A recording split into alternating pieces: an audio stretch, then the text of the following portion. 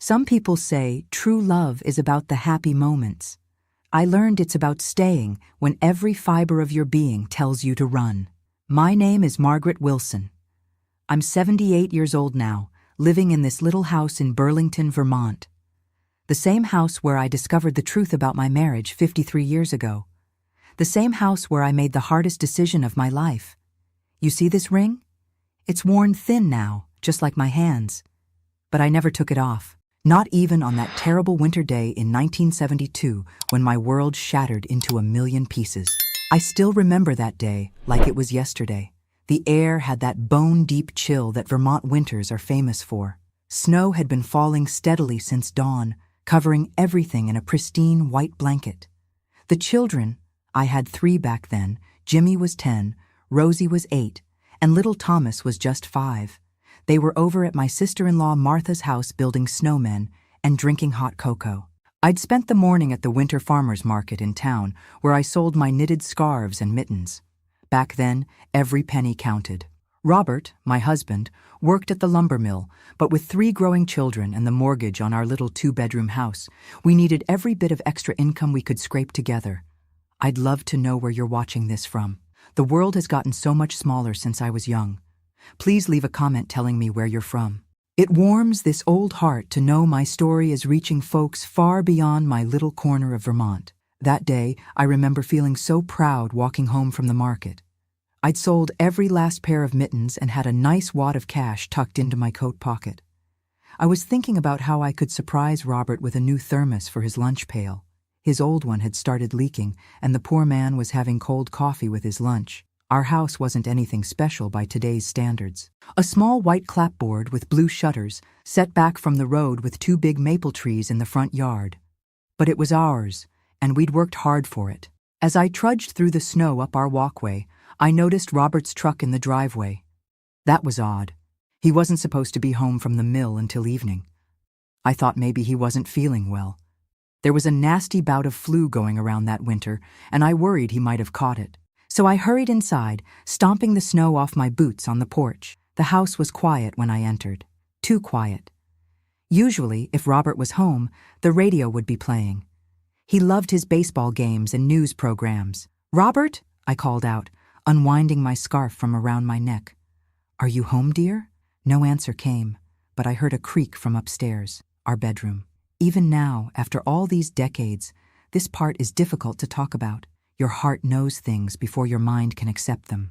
Mine knew something was wrong the moment I stepped into that house. There was a perfume in the air that wasn't mine, something floral and heavy. And there were 2 teacups on the kitchen table, one with lipstick on the rim. Bright red lipstick. I never wore red. As I climbed those stairs, each step felt like I was walking to my own execution. My hand trembled as I reached for our bedroom doorknob. For a moment, I stood there, frozen. Part of me wanted to turn around, walk back downstairs, and pretend I'd never come home early. But another part, the part that had to know, pushed me forward. I opened the door. There are moments in life that divide everything into before and after. This was mine. There, in our bed, the same bed where our youngest son was conceived, the same bed where we'd spent thousands of nights side by side, was Robert. And with him was Sarah Miller, my best friend since high school. They didn't hear me at first. I made no sound as I stood there, watching them scramble for clothes, watching their faces change from passion to shock to shame. It was like watching a film at the movie theater, something happening to someone else. "Margaret," Robert finally gasped, pulling the sheet up. I thought you were at the market until 3. I remember how absurd that statement seemed. As if the problem was my schedule, not his betrayal. Sarah wouldn't look at me. She kept her eyes on the floor as she hastily buttoned her blouse. My best friend. The woman who had held my hand through each of my childbirths. The woman who had brought us meals when Robert threw out his back 2 summers ago and couldn't work for a month. The woman who knew all my secrets, my hopes, my fears. I didn't scream. I didn't throw things like women did in the movies. I simply turned around, closed the door behind me, and walked downstairs to the kitchen. I sat at the table, next to those 2 teacups, and stared out the window at the falling snow. Sarah left without saying goodbye. I heard the back door close, heard her car start up and drive away. Robert came down about 10 minutes later, his face ashen, his eyes red-rimmed. "Maggie," he started, his voice breaking. "I don't know what to say." "How long?" I asked, still staring out the window. My voice sounded strange to my own ears, calm, detached, like it belonged to someone else. "It doesn't matter," he mumbled. I turned to look at him then. "It matters to me." 6 months, he finally admitted. "It started last summer when you took the kids to your mother's for 2 weeks. 6 months. Half a year of lies. Half a year of them laughing behind my back, of shared secrets, of betrayal." "Do you love her?" I asked. I needed to know everything, all at once, like ripping off a bandage. Robert couldn't answer at first. He just stood there, shoulders slumped, looking older than his 36 years. "I don't know," he finally said. "I think I might." Those words cut deeper than anything else could have. Not the physical betrayal, but the emotional one.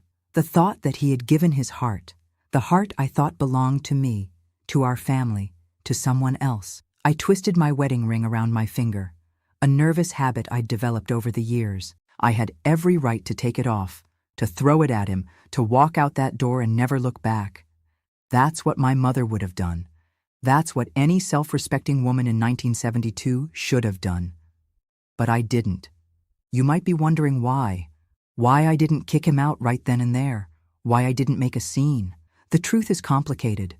We had 3 children who adored their father. We had a mortgage.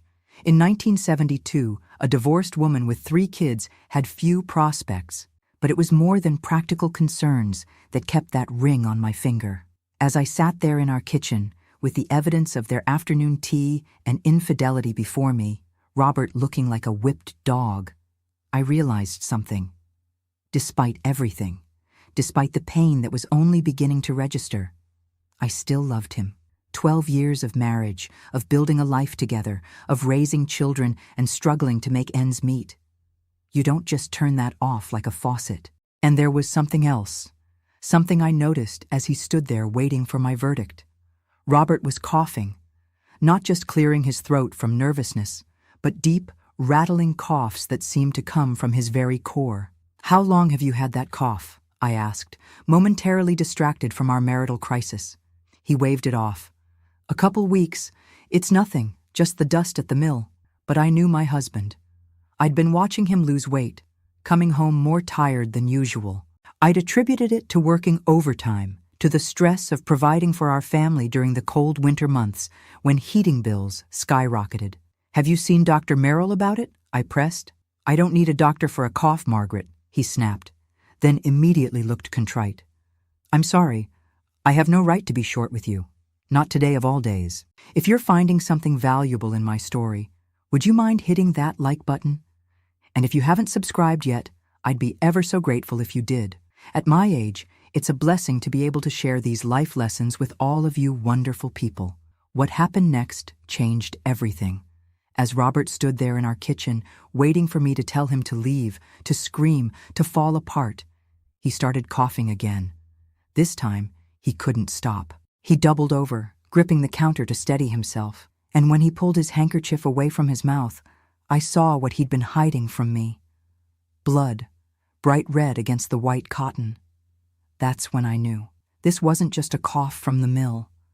This was something far worse. That moment in our kitchen, seeing the blood on Robert's handkerchief, is frozen in time for me. It's strange how life works. One minute, your biggest problem is your husband's betrayal, and the next, you're terrified you might lose him forever. "Robert," I whispered, rising from my chair. "How long have you been coughing up blood?" His eyes wouldn't meet mine. "A few weeks. It's nothing, Maggie. Just a bad cold." But we both knew it wasn't nothing. The color had drained from his face, and not just from the shame of being caught with Sarah. There was fear there too, the kind of fear a man feels when his body begins to betray him. "We're going to Dr. Merrill." "Now," I said, already reaching for my coat that I'd just taken off. "Margaret, please," he protested. "We need to talk about what you saw upstairs." I remember looking at him. This man I'd loved since I was 19 years old. This man who had just broken my heart, and feeling something shift inside me. The betrayal was still there, raw and painful, but something else was taking precedence. "The only thing we need to talk about right now is getting you to a doctor," I said firmly. "Whatever else is happening between us can wait." He tried to argue, but another coughing fit silenced him. This one worse than before. I held his arm as he bent over, his whole body shaking with the effort. When it passed, he looked at me with tears in his eyes. "I'm scared, Maggie," he admitted, his voice barely audible. In that moment, he wasn't my unfaithful husband. He was just a frightened man facing his own mortality, and I was still his wife. "I know," I said. "I'm scared too, but we'll face it together." I don't know why I said that. It just came out, natural as breathing. Maybe it was habit after 12 years of marriage. Maybe it was because I couldn't imagine not being by his side when something was so obviously wrong. Or maybe, deep down, I already knew that what was coming would be bigger than his affair, bigger than my hurt pride, bigger than both of us. Dr. Merrill's office was usually closed on Saturdays, but he lived above his practice, and I knew he'd see us. He delivered all 3 of our children. Back then, doctors were part of the community in a way that's hard to find these days. He took one look at Robert, heard the cough, saw the blood, and his face grew serious. He listened to Robert's lungs, asked about night sweats, weight loss, fatigue, all things I'd noticed but hadn't pieced together. "I want to send you to Burlington for some tests," Dr. Merrill finally said, removing his stethoscope. "There's a specialist there, Dr. Reinhardt. I'll telephone him right now." The waiting room was silent as Dr. Merrill stepped out to make the call. Robert sat hunched over, staring at his hands. I stood by the window, watching snow pile up on the street outside. "I never meant to hurt you," he said finally. "What happened with Sarah? It was stupid. Selfish. I didn't turn from the window. Why her? Why my best friend?" It was the question that had been burning in my mind since I opened that bedroom door. Of all the women in our small town, why did it have to be Sarah? Robert sighed. "She was there. When you took the kids to your mother's last summer, I was so lonely. Sarah stopped by with a casserole, said she thought I might be missing home cooking. We got to talking. She seemed interested in me, in what I had to say. It had been so long since I felt that. "I've been interested in you every day of our marriage," I said, my voice tight with anger and hurt. "I've listened to you. I've supported you. I've loved you." "I know," he whispered. "That's what makes it worse. I had everything right in front of me, and I still looked elsewhere. I don't expect you to forgive me, Maggie. I don't deserve it." Before I could respond, Dr. Merrill returned. "Dr. Reinhardt will see you Monday morning. He's cleared his schedule. I've told him it's urgent." The weekend passed in a strange limbo. Robert slept in the spare room. The children came home, oblivious to the seismic shift that had occurred in their parents' marriage.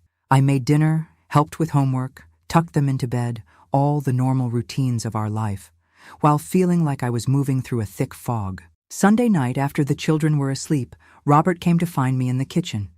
I was baking bread, something I always did when I needed to think. The rhythmic kneading helped clear my head. "Margaret," he said, standing in the doorway, "I need to tell you something before tomorrow." I continued kneading the dough, not looking up. "What is it?" If it's bad news, I want you to know that I'll understand if you want me to leave. After what I've done, you don't owe me anything." I finally looked up at him. In the soft kitchen light, I could see how much weight he'd lost. His shirt collar hung loose around his neck, and his cheeks were hollow. "Robert Wilson," I said, flour dusting my hands as I placed them on my hips. "I don't know what's going to happen tomorrow.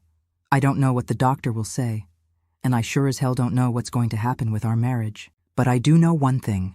I am not making any decisions about our future until we know what we're facing. Do you understand me?" He nodded, a small smile touching his lips. "Yes, ma'am." It was the first normal moment we'd had since I opened that bedroom door. Monday morning dawned clear and bitter cold. We drove to Burlington in silence, both lost in our own thoughts. The specialist's office was in a big brick building near the hospital. Dr. Reinhardt was a tall, thin man with kind eyes behind thick glasses. The examination was thorough. Blood tests, x-rays, more listening to Robert's lungs. Hours of waiting in sterile rooms, flipping through old magazines, avoiding each other's eyes. Finally, Dr. Reinhardt called us both into his office. I'll never forget his exact words. Mr. Wilson, I'm afraid the X-rays show a significant mass in your right lung. Given your symptoms and the appearance on the X-ray, I believe we're looking at advanced lung cancer. The room seemed to tilt around me. Cancer. In 1972, that word was practically a death sentence. Especially lung cancer, especially advanced. What are my chances? Robert asked, his voice surprisingly steady. Dr. Reinhardt removed his glasses, polishing them with his handkerchief, a gesture I recognized as buying time to frame a difficult truth. Without treatment, perhaps 3 to 6 months. With aggressive treatment, surgery, radiation, we might extend that to a year, possibly 2. I won't lie to you, Mr. Wilson, the prognosis is not good. A year, maybe 2. The man sitting next to me, the father of my children, my husband of 12 years, the man who had just betrayed me in the most painful way possible, had 12 to 24 months to live, at best. I reached for Robert's hand. I didn't think about it. I didn't plan it. My hand just found his, our fingers intertwining as they had thousands of times before. What do we do next? I asked Dr. Reinhardt, feeling Robert's grip tighten on mine. The drive home was different than the drive there. Robert stared out the window, watching the Vermont landscape slide by. I kept my eyes on the road, my mind racing with practicalities. How would we pay for treatment? What would we tell the children? How would Robert continue working at the mill? You should call Sarah, I said finally, breaking the long silence. Robert's head snapped toward me. What? You should call Sarah, I repeated. Tell her about the diagnosis. End things properly. Margaret, I'm not saying this for her benefit, I interrupted. I'm saying it for yours, and for mine. If we're going to fight this together, and we are going to fight it, Robert, then I need to know that chapter is closed. Completely closed. He nodded slowly. It already is. The moment I saw the blood on that handkerchief, I realized what a fool I'd been. Risking everything we have, everything we've built, for something so meaningless. I kept my eyes on the road, but I felt tears threatening. Was it meaningless, Robert? You said you might love her. He was quiet for so long I thought he might not answer. Then, softly, I was confused, Maggie, flattered by her attention. But it wasn't love. What I feel for you, that's love. Standing by me today, holding my hand when the doctor delivered that news, after everything I've done to hurt you. That's love. I pulled the car over to the side of the road, unable to see through my tears. All the emotions I'd been holding back since Saturday came flooding out. The betrayal, the fear, the uncertainty of our future. Robert reached for me, hesitantly at first, then pulled me into his arms across the front seat of our old Chevy. I don't want to die, Maggie, he whispered into my hair. I don't want to leave you and the kids. I'm so sorry. For everything. I held him as he sobbed, his body shaking against mine. Outside our car, the winter sun was setting, casting long shadows across the snow-covered fields. The world was beautiful and terrible all at once. Just like life. Just like love. We'll get through this, I promised him, not knowing if it was a promise I could keep. One day at a time.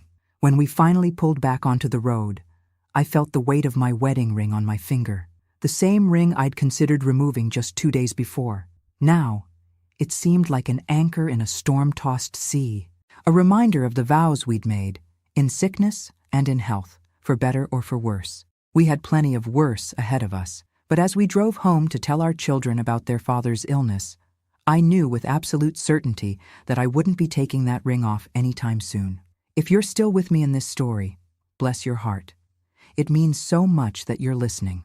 Don't forget to hit that like button if this is touching your soul, and subscribe to hear what happened next. We all go through dark times, don't we?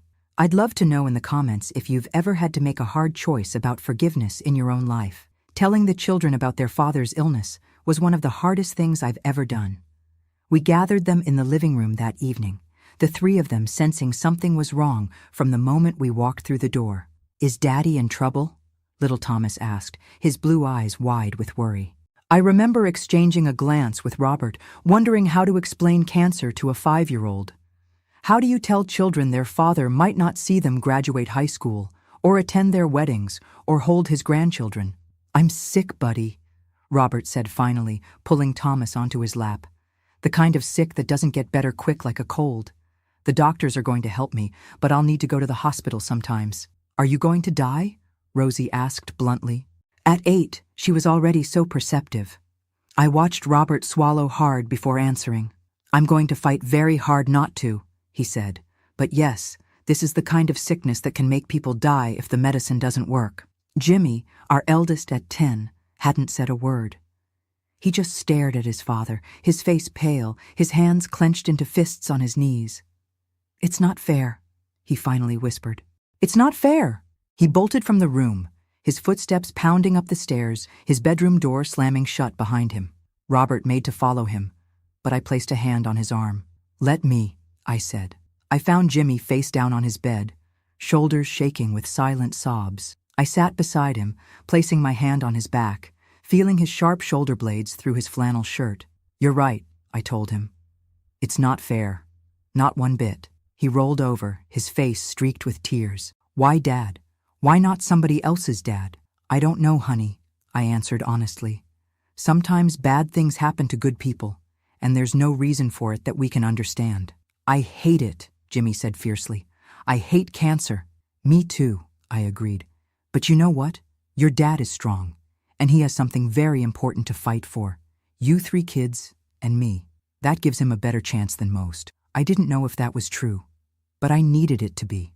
We all did. The next few months were a blur of hospital visits, treatments, and trying to maintain some semblance of normalcy for the children. Robert underwent surgery to remove part of his right lung, followed by radiation treatments that left him weak, nauseated, and unable to work. The mill held his job, but without his paycheck, money became tight. I took on extra knitting projects, selling my items in shops as far away as Montpellier.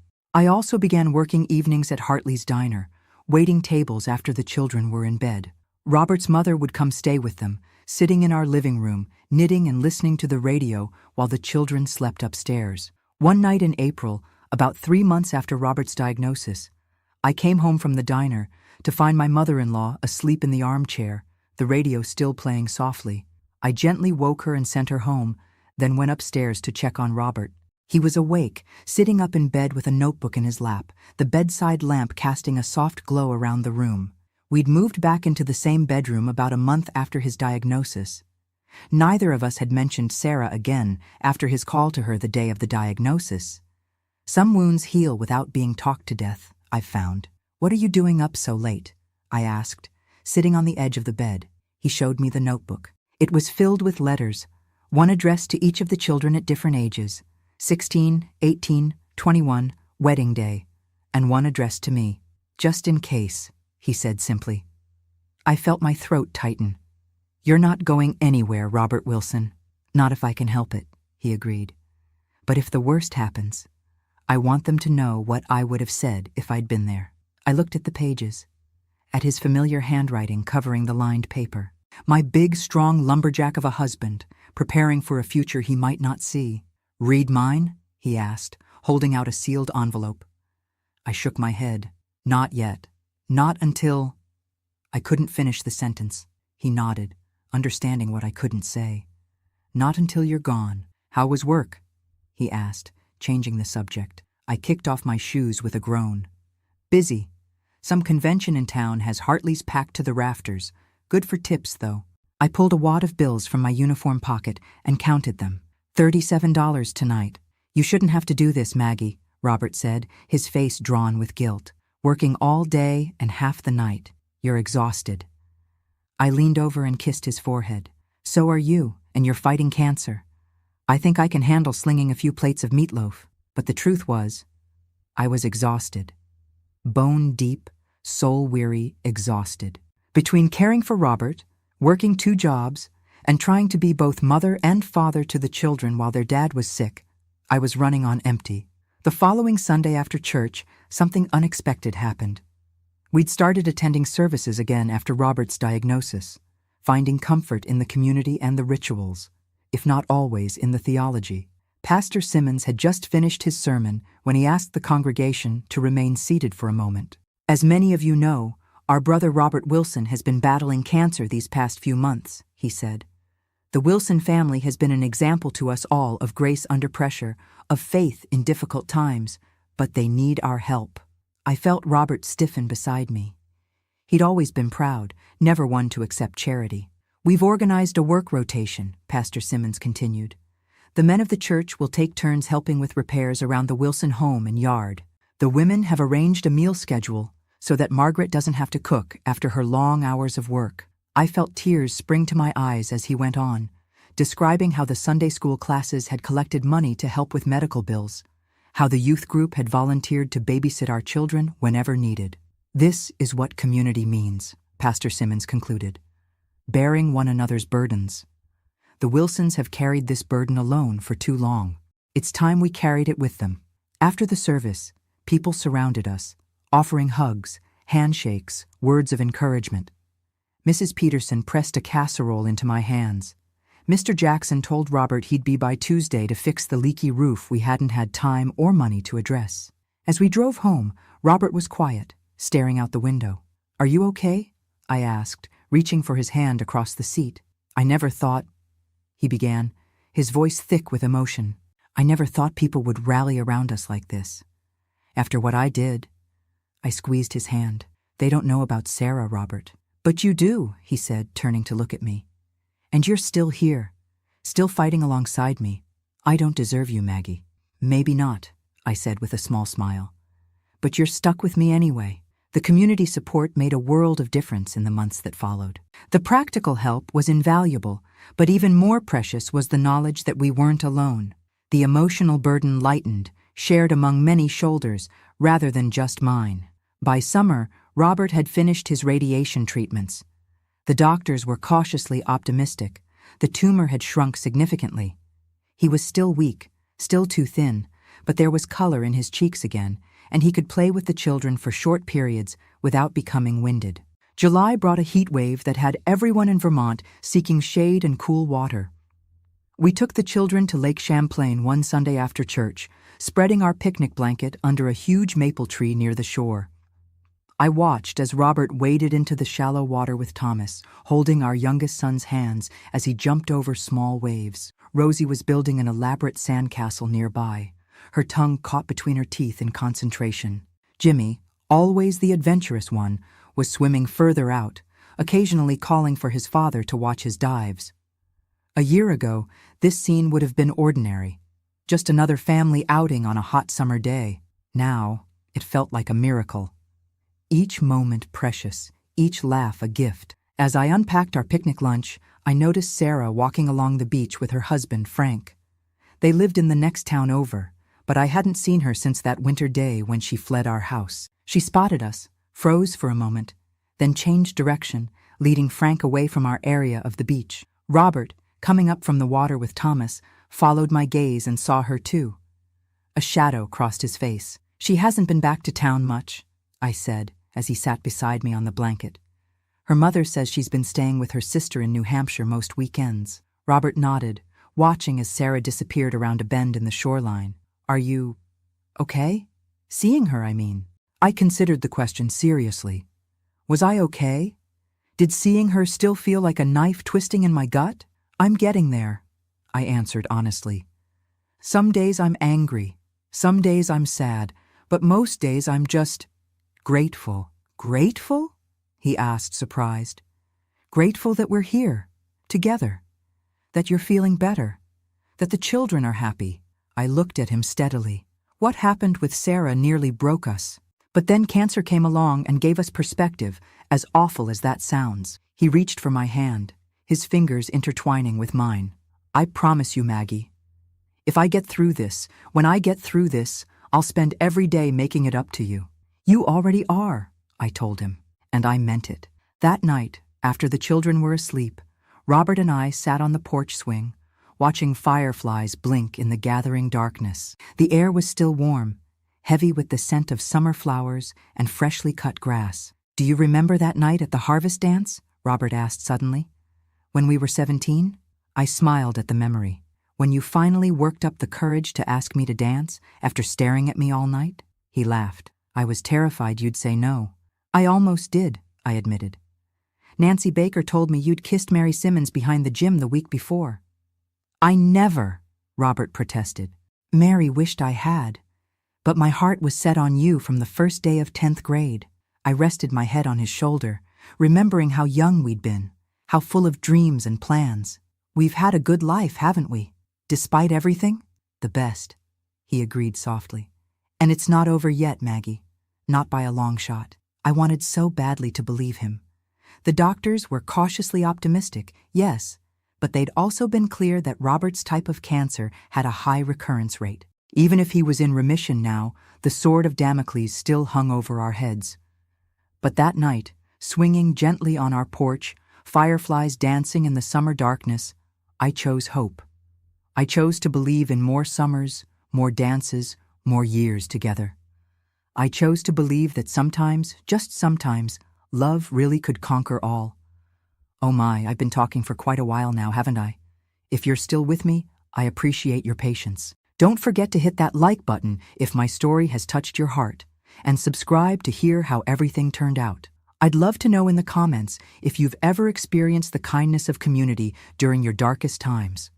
Sometimes it's those moments that restore our faith in humanity, isn't it? August brought Robert's 6-month checkup. I remember the tension in the car as we drove to Burlington, both of us quiet, lost in our own thoughts. The what-ifs hung between us like storm clouds. What if the cancer had returned? What if the brief reprieve we'd been experiencing was just that? Brief. "Whatever happens," Robert said as we pulled into the hospital parking lot, "these past few months have been a gift. You and the kids, you've been my reason to fight." I reached across the seat and squeezed his hand. "And we're not done fighting yet, Dr. Reinhardt's office hadn't changed. Same beige walls, same uncomfortable chairs, same old magazines. But this time the news was different. "The X-rays look good, Mr. Wilson," Dr. Reinhardt said, a rare smile crossing his face as he clipped the films to the light board. "I don't see any evidence of the tumor. Your blood work is also encouraging." I felt lightheaded with relief, my hand finding Robert's arm to steady myself. "So I'm cured?" Robert asked, his voice cautious, afraid to hope too much. Dr. Reinhardt's smile dimmed slightly. "I wouldn't use that word yet. With lung cancer, we generally want to see 5 years without recurrence before we talk about a cure. But this is very positive news. I'd like to see you back in 3 months for another set of X-rays, sooner if you experience any symptoms like coughing, chest pain, or shortness of breath. 3 months. A reprieve. A chance to breathe." As we left the hospital, the late summer sunshine felt brighter somehow, the world more vibrant. We stopped at a diner for lunch, a small celebration, splurging on hamburgers and chocolate milkshakes. "I want to go back to work," Robert said, stirring his milkshake with the long silver spoon. "Dr. Reinhardt says I can start with light duties. Mr. Peterson at the mill said they could use me in the office until I'm strong enough for regular shifts."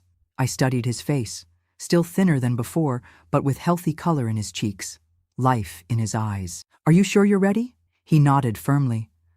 "I need to provide for my family again, Maggie. You've carried us for too long."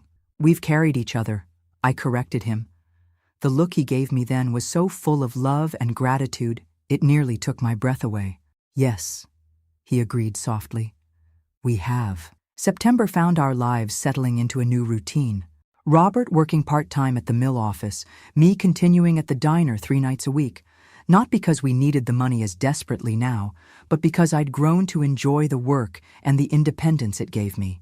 The children back in school, growing and thriving, despite the shadow that had hung over our family.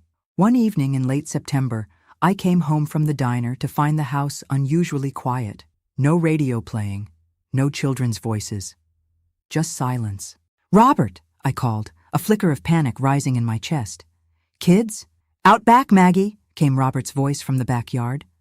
I went through the kitchen and opened the back door to find our yard transformed. White Christmas lights had been strung between the trees, glowing softly in the deepening twilight. A small table sat in the center of the yard, set for 2 with our good china, the wedding set we saved for special occasions. Robert stood beside it, dressed in his Sunday suit, hair neatly combed. In his hands was a small box wrapped in silver paper. "What's all this?" I asked, stepping into the yard in my diner uniform, suddenly conscious of the coffee stain on my apron. An anniversary, Robert said. Of sorts. I did the mental math quickly. Our wedding anniversary was in April. The children's birthdays were scattered through the year. What anniversary? It's been exactly 7 months since the day you found me with Sarah, he said quietly. 7 months since you had every reason to throw me out, to take off that ring. And 7 months since you chose to stay by my side, even when I didn't deserve it. I felt tears spring to my eyes. Robert, the children are at my mother's for the night, he continued. I wanted us to have this evening together, to celebrate the fact that I'm still here, that we're still here, together. He held out the silver box. For you. Inside was a delicate silver chain, and on it a small heart pendant studded with tiny diamonds that caught the light from the Christmas lights strung above us. It's not much, Robert said, almost apologetically. I've been saving from my paychecks. I wanted to give you something to show you. I silenced him with a kiss, the pendant clutched in my hand. When we finally broke apart, both a little breathless, I whispered, It's beautiful. But you didn't need to give me anything. I wanted to, he insisted, taking the necklace and moving behind me to clasp it around my neck. I wanted something that would remind you every day how much I love you, how grateful I am for your forgiveness. As his fingers brushed my neck, fastening the clasp, I closed my eyes. I didn't stay because I'm a saint, Robert. I stayed because I love you. Because 50 years from now, I want to be sitting on that porch swing with you, watching our grandchildren play in this yard. 50 years, he repeated, coming around to face me again. I like the sound of that. He held out his hand. May I have this dance, Mrs. Wilson? There was no music playing, but it didn't matter. We swayed together under the stars and the twinkling lights, the scent of autumn leaves in the air, holding each other close. I keep thinking about that day, Robert said after a while, his cheek resting against my hair. How different everything would have been if you hadn't come home early. I pulled back to look at him. What do you mean? If you hadn't caught me with Sarah, I might never have gone to the doctor when I started coughing up blood. I might have kept hiding it, kept pretending I was fine, until it was too late. His voice broke slightly. Your coming home early that day might have saved my life, Maggie. I'd never thought of it that way. The worst day of my life, walking in on my husband's betrayal, might have been the thing that saved him. Sometimes the worst moments lead us to where we need to be, I said thoughtfully. If you hadn't gotten sick, we might not have found our way back to each other after what happened. I would have found a way, Robert said firmly. Cancer or no cancer, I would have fought for you, for us. It just might have taken longer for you to trust me again. I do trust you, I realized as I said it. I really do. And it was true. The pain of his betrayal was still there, a scar rather than an open wound now. But the trust had returned. Not the blind, unquestioning trust of our early marriage, but something deeper, tempered by fire, stronger for having been broken and mended. We danced until the night grew cool, then moved inside to the warmth of our home, the home we'd built together through good times and bad. That night, for the first time since his diagnosis, we made love without the shadow of death hanging over us, without the fear that each touch might be our last. Afterward, lying in the moonlight that spilled through our bedroom window, I asked the question that had been in the back of my mind for months. If you could go back, would you change it? Not the affair, I clarified quickly. The cancer. Would you change getting sick if you could? Robert was quiet for so long I thought he might have fallen asleep. Finally, he turned to face me, his expression thoughtful. It sounds crazy, but no, I don't think I would, he said slowly. Before I got sick, I was taking everything for granted. You, the kids, my health, my life. I was sleepwalking, Maggie. The affair with Sarah was a symptom of that. I was looking for something to make me feel alive because I didn't realize how precious what I already had was. He traced my cheek with his finger. Cancer woke me up, made me see what really matters, made me appreciate every sunrise, every moment with the kids, every smile from you. If that's what it took to shake me out of my complacency, then I can't regret it. I understood what he meant, though it seemed impossible that anything good could come from such darkness. Yet here we were, our marriage stronger, our love deeper, our appreciation for life more acute because of what we'd been through. The months passed. Robert's checkups continued to bring good news. He regained his strength, eventually returning to full duties at the mill. I kept my job at the diner, discovering a talent for management that led to a promotion to assistant manager by the spring of 1973. The children thrived. Jimmy joined the baseball team, Rosie discovered a passion for painting, and little Thomas started kindergarten, proudly carrying his lunchbox with cowboys on it. Life went on, as it does, with its ups and downs, its ordinary miracles and everyday challenges. We never forgot how close we'd come to losing it all, both through Robert's infidelity and his illness. That knowledge made us more conscious of nurturing our marriage, of not taking each other for granted. We instituted weekly date nights, even if it was just sharing a pot of coffee at the kitchen table after the children were in bed. We learned to talk about difficult things before they festered. We forgave each other's small failings and celebrated each other's victories, no matter how modest. And through it all, I never took off my wedding ring, the simple gold band that had nearly come off on that winter day in 1972. It stayed on my finger through the dark days of Robert's treatment, through the slow rebuilding of trust, through the years of remission that followed. It's still there today, worn thin from nearly 5 decades of wearing. Just like the love it represents has been worn smooth by time, strengthened by challenges overcome together. Robert and I celebrated our 50th wedding anniversary 8 years ago, surrounded by our children, grandchildren, and even 2 great-grandchildren. The cancer never returned. The doctors called it a miracle. We called it a gift. Sarah moved away from Vermont in 1974. I heard she divorced Frank and remarried a few years later. I hope she found happiness.